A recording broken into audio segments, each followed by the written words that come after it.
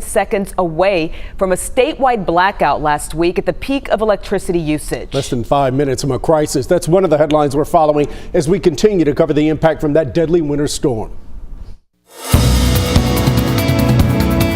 The fallout begins. One generator after another reported that they were tripped off. They were not able to operate. 5 ERCOT board members stepped down, and the company standing by its decision. We're essentially an energy island with no connection to the mainland. Who'll lead the way for change? Sunning water.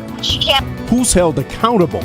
What renters could get the... We wait for the governor. Let me give you a quick update on our weather. We have sunshine right now in Cedar Hill as the sun's dipping over the horizon. Looking at Joe Pool, the temp there is 65. In Dallas, it's 67. We were in the 70s again today. 70s the last 3 days, except yesterday when we hit 81 degrees. So another beautiful day today. Clear skies out there right now. I do have rain in my forecast. I don't have any rain in my forecast as we head through tonight. We will be cloud free throughout the evening and most of the overnight. We cloud up around sunrise tomorrow. It's dry first thing tomorrow morning as the morning moves along, and then as we head into the afternoon, some scattered showers and even a few rumbles of thunder take place across North Texas. So here's the forecast in detail. It's dry tonight. We start tomorrow at 42 degrees. We warm into the 50s tomorrow with an increasing chance of rain throughout the afternoon. I'll be back in a few minutes with more information.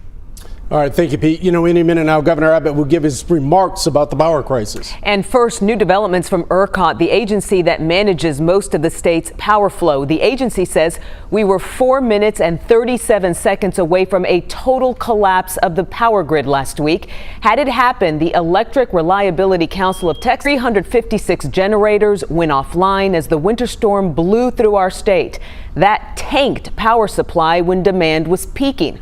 ERCOT ordered widespread outages across the state that lasted a record nearly 71 hours. Some people experienced rolling outages. Others lost power completely. All right, let's listen in now as Governor Abbott addresses the state on this crisis.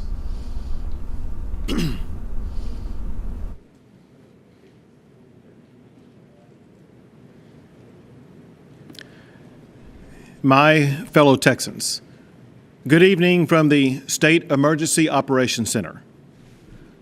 Tragic does not even begin to describe the devastation and the suffering that you have endured over the past week. Too many of you were shivering in your own homes. No power, no heat, no water. I want to thank the countless Texans who stepped up to help those in need. As is often the case, the worst of events brings out the best in Texans.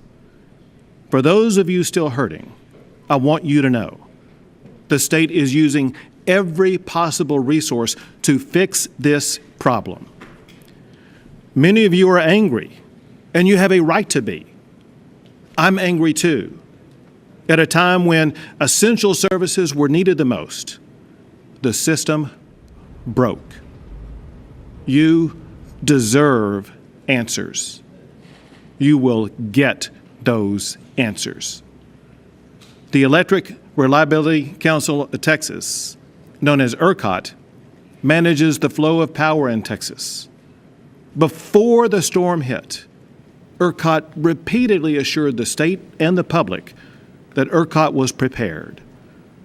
Those assurances turned out to be false.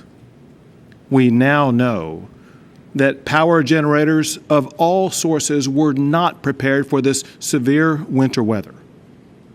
We have also learned that ERCOT operators should have acted quicker to stabilize the grid and to prevent power generators from being knocked offline. Our task now is to take the lessons learned from the past week, as well as the anger that we all feel, and channel them into immediate action. I made responding to this storm an emergency item this legislative session. I am already working on solutions with the Lieutenant Governor, the Speaker of the House, and the state legislature. First is protecting you. It is outrageous for residents to be saddled with skyrocketing power bills. The state is already investigating multiple electric providers about these spikes. Also, we have ordered that Texans will not have their power shut off because of unpaid bills until the legislature has time to act on this. Second, ERCOT must be overhauled. 5 ERCOT board members have already resigned, including the chair and the vice chair. But more must be done. Tomorrow, the state legislature begins comprehensive investigations of ERCOT. And I am already working with the legislature on reforms to add more power to the grid and to ensure that we never run out of power again. Also, the Office of Attorney General has launched a formal investigation into ERCOT. Third, the fact is, power generation from all sources buckled under the harsh, freezing winter weather. That includes natural gas, coal, nuclear, as well as wind and solar. Each of these power sources failed to fully produce because of inadequate safeguards. That is why I have made it a legislative priority to mandate and to fund the winterization and stabilization of the Texas power infrastructure. This will protect our power grid from future winter weather events.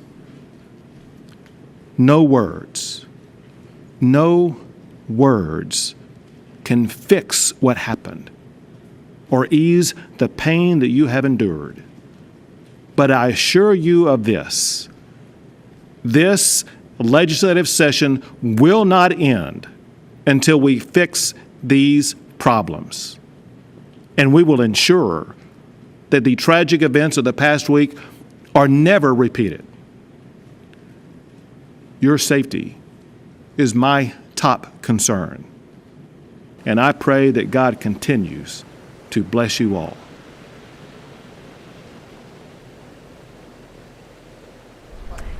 All right, Governor Greg Abbott addressing Texans in a short speech tonight, saying that he understands and acknowledges the anger we all feel and that he is channeling that anger into solutions, outlining 3 things, starting with 1, how it is outrageous for Texans to have sky-high electric bills and that you will not be on the hook for paying those bills. Yeah, this was more of a visceral, emotional message. Didn't really hear any concrete, big new ideas in terms of addressing when we went wrong. We've heard that outrage from the governor before, but again, it sort of circles back to this idea of where does the buck stop? I mean, he's somewhat blaming ERCOT, but ERCOT is saying, well, we don't own the power generators, and he appoints the commissioners for the Public Utilities Commission who oversee ERCOT, and it just seems to be this shell game where the buck just keeps getting passed.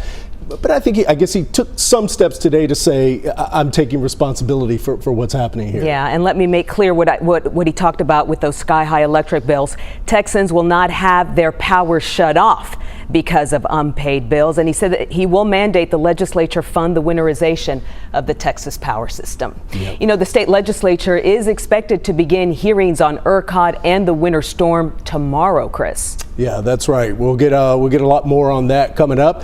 We also have to focus on some of the power problems as well. Yeah, the power problems are actually the focus of our latest issue of Politics. The 2 Jasons talked to current Dallas Mayor Eric Johnson. He's also a former state representative. He says Texas actually missed an opportunity to start planning years ago.